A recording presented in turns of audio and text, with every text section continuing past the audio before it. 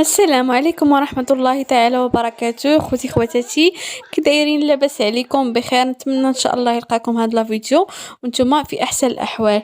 اليوم ان شاء الله جيت معكم بفيديو جديد، ان شاء الله وصفه جديده اللي غنقدم لكم اليوم طنجيه مراكشيه بطريقه بسيطه وسهله اللي ممكن انك توجديها في دارك بطرق بسيطه. وغنوجدو كذلك واحد العصير ديال الاناناس تا هو كيجي منعش، غنرافقوا مع هاد الاكله ان شاء الله.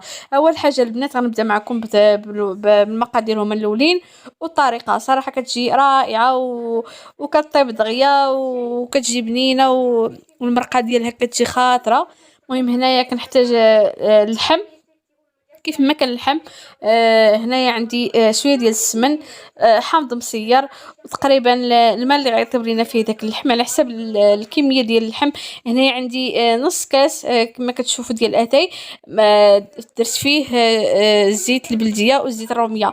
وبالنسبه للتوابل هنايا عندي شويه ديال الابزار، شويه فقط. عندي ملحه، ما كثروش الملحه حيت الحامض مسير مالح، وكذلك السمن مالح.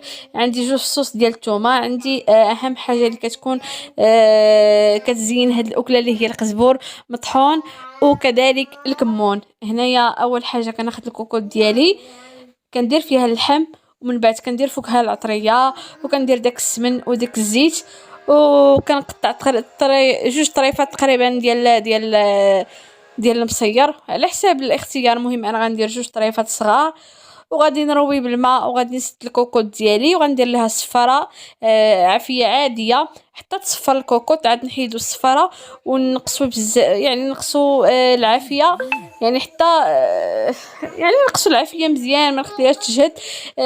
اهم حاجه في هاد الاكله او في هاد اللحم خصو يطيب على عافيه مهيله بزاف بزاف باش يجينا فتي ويجينا رطب، وكذلك باش لاصوص ديالو او المرقه تجينا عاقده.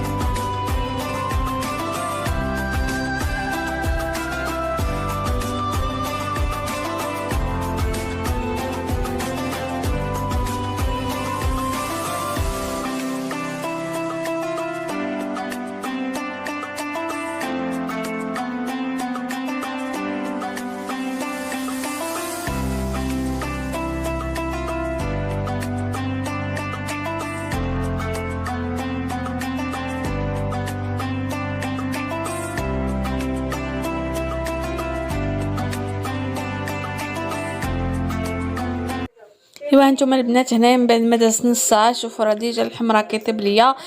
كنحل الكوكوط ديالي. كنعاود نذكر لكم البنات، ملي كنشعل الكوكوط المره الاولى كنخليها حتى كتصفر، كنحيد ليها الصفاره وكنقص على العافيه باش تولي عافيه مهيله باش طيب لينا يعني مزيان. كما قلت لكم راه ديجا نص ساعه راه طابت شويه، زدت ليها باقي نص ساعه اخرى، يعني خدات ليا هاد الاكله تقريبا ساعه باش طيب ليا على نار مهيله. كما قلت لكم كدوز نص ساعه كتطلعوا عليها. الا باقي خاصها طياب ولا باقي فيها داك الماء نحاولوا اننا نشعلوا ليها نص ساعه اخرى. هنايا البنات كما كتشوفوا راه طابت، وكما كتشوفوا هنايا راه تيستيت لكم اللحم راه كيجي رطاب وكيجي يعني معلك، ولا الصوص كذلك كتجي خاطره. نتمنى ان شاء الله يعجبكم هذه الوصفه. وهنايا غنمروا نصاوبوا واحد العصير اللي غنرافقوا ان شاء الله مع هاد الحيمات. هنايا عندي الليمون تقريبا 4 الليمونات هنايا عصرتهم، وعندي غناخد نص ديال الاناناسه ان شاء الله غادي نقطعها. صافي عصير عادي منعش كيجي تا هو بنين كيجي رائع. نتمنى ان شاء الله الوصفات ديال اليوم ينال الاعجاب ديالكم. ما تنساونيش الى عجبكم بلي لايك ولي كومونتير زوينه، ولا ما كنتيش مشترك عندي في لاشين مرحبا بك. نخليكم دابا فرحة الله الى فيديو قادم ان شاء الله. مع السلامه.